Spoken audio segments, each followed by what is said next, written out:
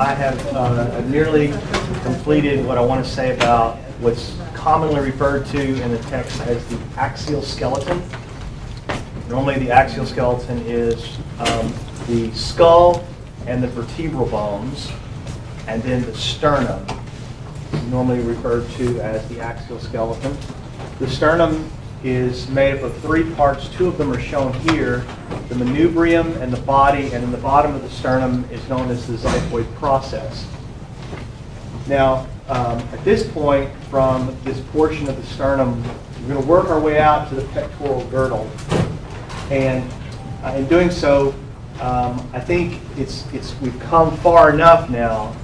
We need to begin to talk a little bit more about putting things on these bones. So you're going to see in this presentation the shift. There's a little shift here. After I go through with you the parts of the scapula, talk about the clavicle and its attachments here, and then the humerus and the radius and the ulna, I'm going to put some things on here for you. Talk a little bit about muscle attachments. It's going to be a little shift in the concentration of the lecture here. You'll follow there. We'll do this a couple times. We're going to do it when we get to the pelvic girdle as well. So, all right. So let's begin our discussion with the scapula. Well, let's do it this way. From the sternum, we'll work our way out to the scapula. As it turns out, this bone, the clavicle, is the only bone that is the only bone that keeps the pectoral girdle lateral. So a clean break in the clavicle will allow the shoulder to be moved all the way across the front of the sternum or back across the vertebral bones. So it's an important structural piece orienting the pectoral girdle and its relationship with the axial skeleton. Without it, it is catastrophe for the movement of the pectoral girdle. So the joint here, commonly referred to as the joint between, it is the sternoclavicular, the sternoclavicular joint. The SC joint here is oftentimes discussed at length in clinical text with its motions, its movements, and problems with it. We're not doing any of that. And this joint is also referred to as an important joint, the acromioclavicular joint between the acromion of the scapula and the clavicle. These are important attachment spots where the clavicle keeps the pectoral girdle lateral. So that is its main function. All right, now let's talk about the scapula then, and we'll start to put some things on this. So this scapula here is shown from a posterior view, and this is a lateral view over here of the same bone.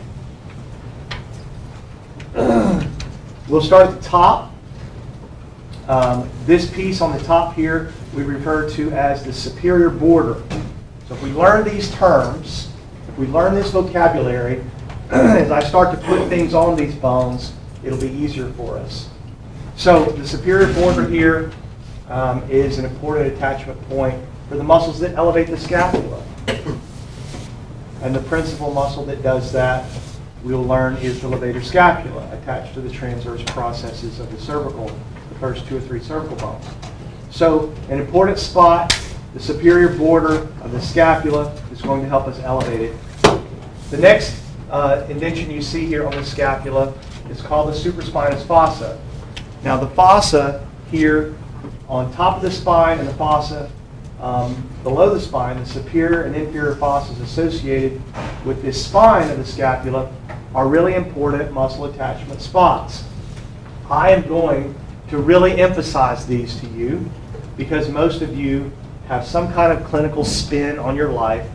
And so we will talk in some detail about the muscle that fills this fossa, the infraspinous fossa, which attaches to the greater tubercle. It is actually the top part of a very important cup of tendons around the glenohumeral joint called the rotator cuff.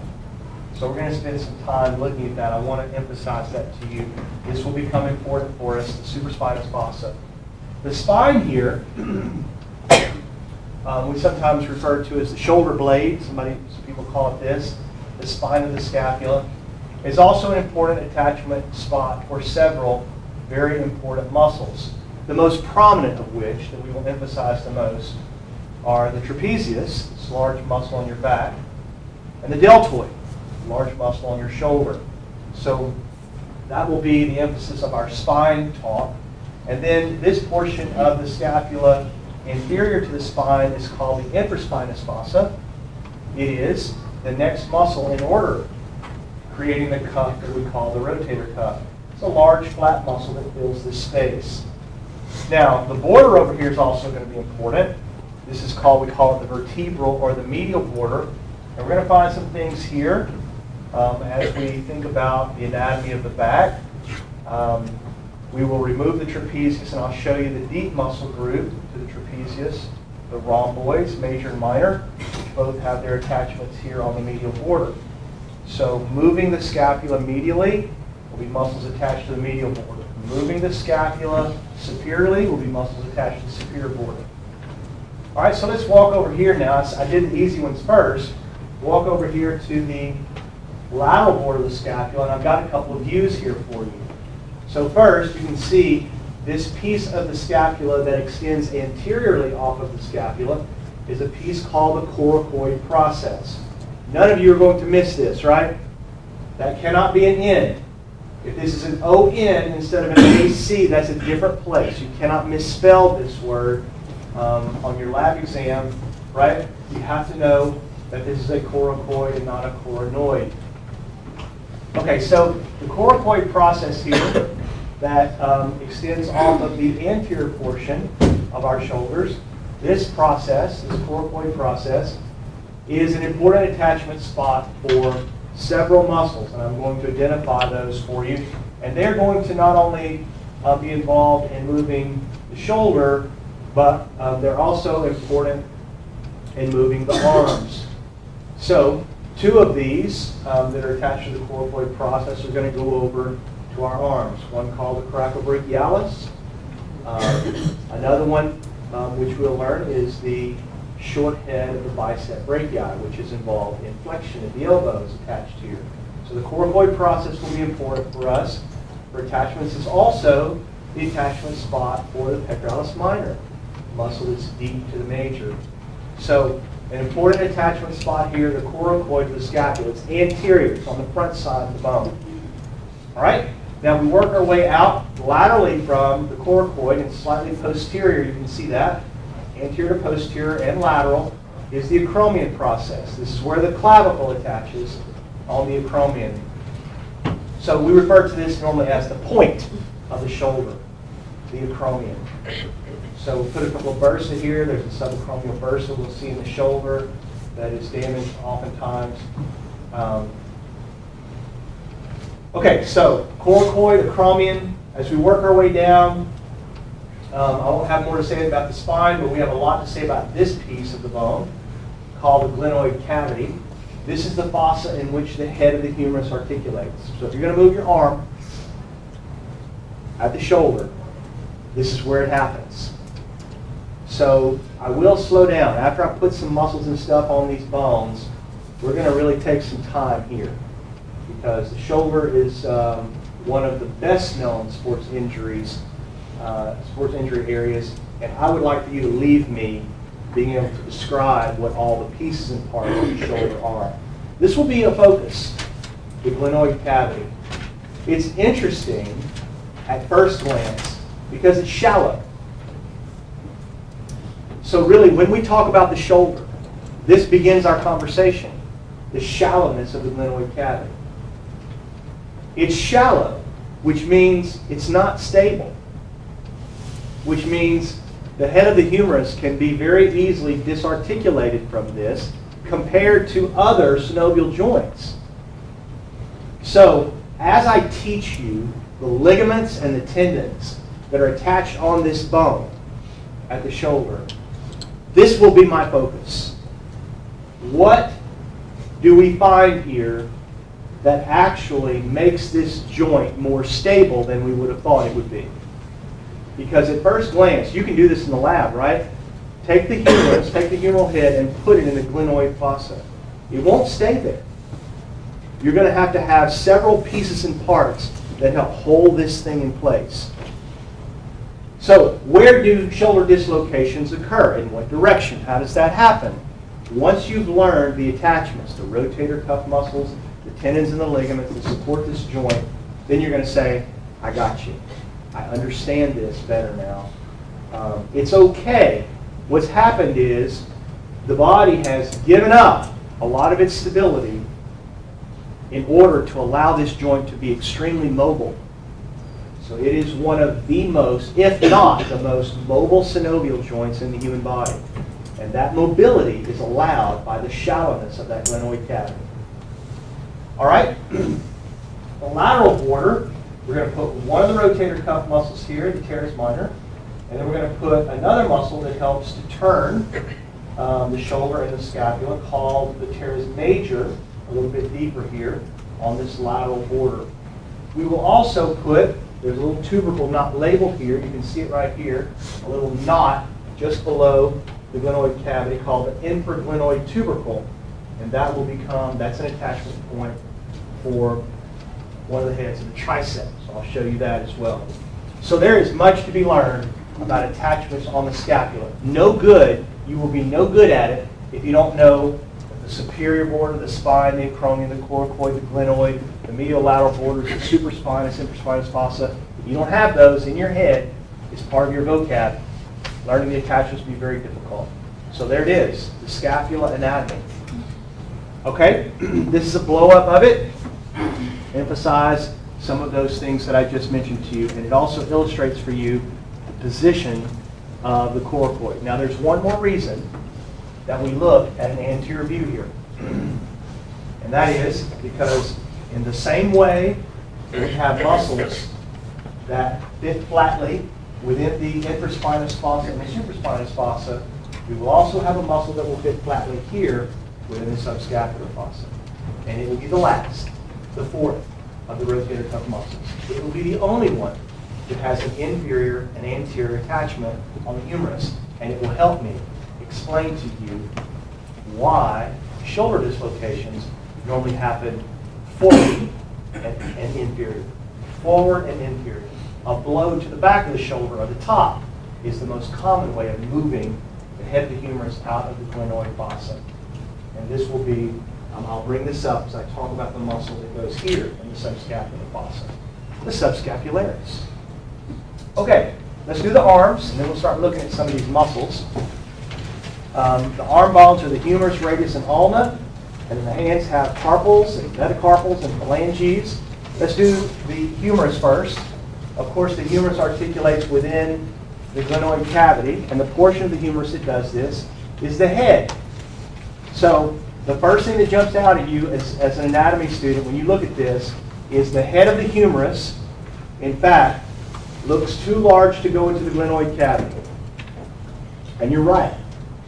So we're going to have to solve that problem as we learn the anatomy here.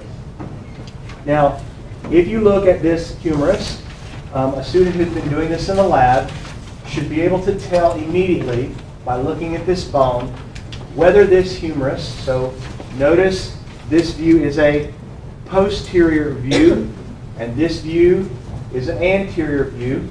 A student should be able to look at this bone and tell me which humerus this is.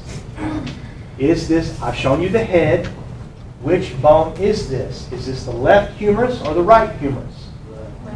That is the left humerus, that's correct. Okay, so let's describe the pieces and parts we see here. The first thing that you can see here from both the posterior and anterior view is a large bony projection on the proximal end called the greater tubercle.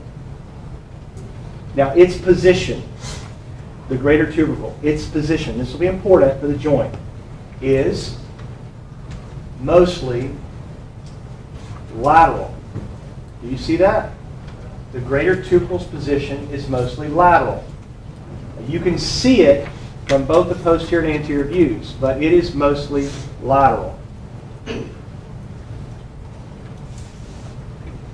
Now, it appears on this picture that the greater tubercle has more mass. Listen carefully because you learned this when I taught you about what things about Wolff's Law, the way bones remodel and reshape. Most of the mass of this bone appears to be posterior. Most of the mass of this projection looks posterior. Now, when I taught you about bony changes, things that happen to modify the mass of bone, here's what I told you. If you put a muscle on it and you pull on it with that muscle, you'll get a knot. So this is your first real example of that. The greater tubercle is a knot. You can see it lateral from both views, but most of the mass looks posterior. So if you had to guess, where are the muscles coming from? Where are the muscles coming from? The largest mass of them, where are they coming from that attach to the greater tubercle? From the front or the back? From the back. That is correct. From the back side. So a moment ago, when I told you to speak about the scapula, I said, look, we're going to put some muscles on this thing to stabilize this joint. I'm going to put one here. Now, this is a posterior view, right? I'm going to put one here, and it'll be the top one. It's going to go on the greater tubercle. I'm going to put another large, massive muscle here. It's going to go on the greater tubercle. I'm going to put another one right here, and it's going to go on the greater tubercle. So why is it more massive from the back? It makes perfect sense. This is where the muscles are pulling from. Okay? Now, from the front view, so if I work my way around anteriorly, you can see right next to the greater tubercle is a groove. And on the other side of the groove, making the other wall, the anterior wall of this groove, is a structure we call the lesser tubercle. So there's a greater tubercle and a lesser tubercle and a groove between them. The only way you can see the groove is to look at the front of the bone. Now, if there is a knot here, we call the lesser tubercle, it should tell you, now the knot is smaller, it's a lesser tubercle. In terms of muscle attachments, would you expect more muscles or fewer muscles to be pulling on this? Fewer. And where will those muscles be coming from? From the front or the back? From the front, exactly. So that's why I showed you this view. Because this large muscle here, the subscapularis, is going to be the only one attached to the lesser tubercle. It's the only front piece of the rotator cuff. All right? Now this groove right here, the intertubercular groove, must have something important in it. For there to be a groove there, there must be something important there. And there is. So I'm going to put a tendon sheath around the tendon of the long head of the bicep, and I'm going to run it through that groove for you. Now, as you can see, the groove continues down for some distance. And there are sidewalls, swollen sidewalls, that continue off the anterior and greater tubercles. So if you're guessing as a student that there are probably muscles pulling on those walls of this bicipital groove, then you're right. There are. We're going to put the pectoralis major there, put the teres major there, latissimus dorsi there. They're all going to be on the side walls of this intertubercular groove. Textbooks normally describe it as these muscles are attached to the floor, or the inferior portion of the intertubercular groove. This will be a very important location here. So we're going to run the bicep tendon up through here, and we're going to attach several muscles right here on the proximal end of the humerus. Good. All right. If we continue down the front of the bone, we're going to run into the deltoid tuberosity. I love when this happens. When they name a piece of the bone for the muscle, it makes it a lot easier to remember. This is going to be the attachment of the deltoid muscle with your shoulder. And then when we get to the most distal end of the bone, we find pieces and parts here, some of which sound very familiar. For example, on the anterior side of this bone is a coronoid fossa. It's not a coracoid fossa, it's a coronoid fossa. And that fossa, as you guys are aware of already, I know from your lab work, is the articulation spot for the coronoid process of the ulna. So the ulna is a medial bone, right? The radius is a lateral bone. This is a front view, and you told me it was the left arm, and you're right. But this is the medial side. The coronoid fossa is on the medial side. What is the lower arm bone on the lateral side? What is the arm bone on the lateral side? Radius. Exactly. And what do you call the top of it? We haven't done it yet. The head of the radius. Good. Now, the head of the radius, as you guys learned in the lab, as you put them together, actually rotates on a little fossa, a facet on the ulna. It doesn't get as close to the humerus. It's not intimately associated with the humerus. But a lot of textbooks, the Merritt text, for example, and I'm hoping maybe you've seen it, actually identify this small fossa on the lateral side as the radial fossa. Now, that's where the radial head goes, but it doesn't communicate as closely. It doesn't articulate as closely as the coronoid of the ulna. That's why some textbooks don't have it. And this picture doesn't have it. All right, now, the lateral portion, this one does apply. The lateral portion of the distal end of the humerus is called the capitulum. And the capitulum articulates with the head of the radius. Let me see if I can help you remember that. The capitulum articulates with the head of the radius. That's true. Here's how I remember it. If you look at the proximal end of the radius, it looks like, if you can use your imagination, it's wearing a cap. It's a derby. It's a round cap. It doesn't have a bill on it. It's just a round cap sitting on the bone. And that cap articulates with the cap here, the capitulum of the humerus, if that helps. Now, the trochlea is on the medial side. And you know, we're about to look at it, but the trochlear notch of the ulna is actually a hinge joint here, articulating with the trochlea. So that the front of the ulna, the coronoid process, will go in the coronoid fossa, and the back of it, we will call the olecranon process, will go in the olecranon fossa. This one is a much deeper fossa. This, frankly, is the easiest way to tell if I'm looking at the front or the back of a humerus. The distal end on the back has a deep fossa, and the distal end on the front are shallow fossas. Coronoid and radial, olecranon on the back. Now, the condylar surfaces are also important attachment spots for ligaments and bones, and we're not going to spend much time here. Some of you may be interested in the three-part ulnar ligament, because the oblique band of that ligament is actually the one that normally gets torn in a Tommy John surgery. So I don't have images in the thing to talk about it. But anytime you guys hear me going through stuff like this, and you think, yeah, why don't you tell us some more about that? Then I'm happy to do so. Okay, so let's continue to follow our outline. Here's the radius and ulna.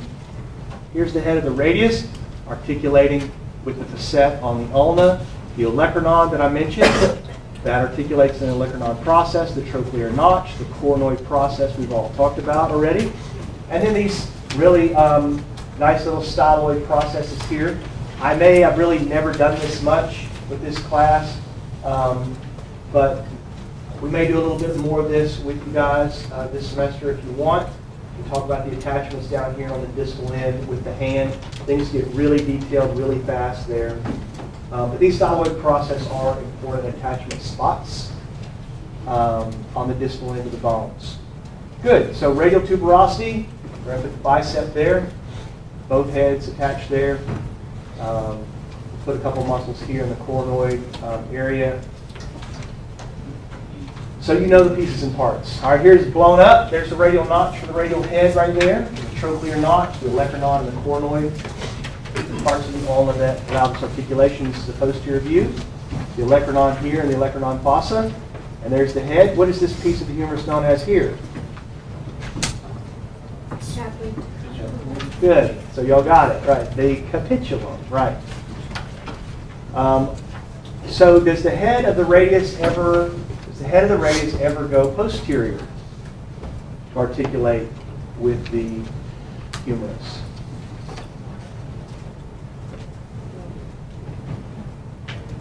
No. That would be a hyperextended elbow, right?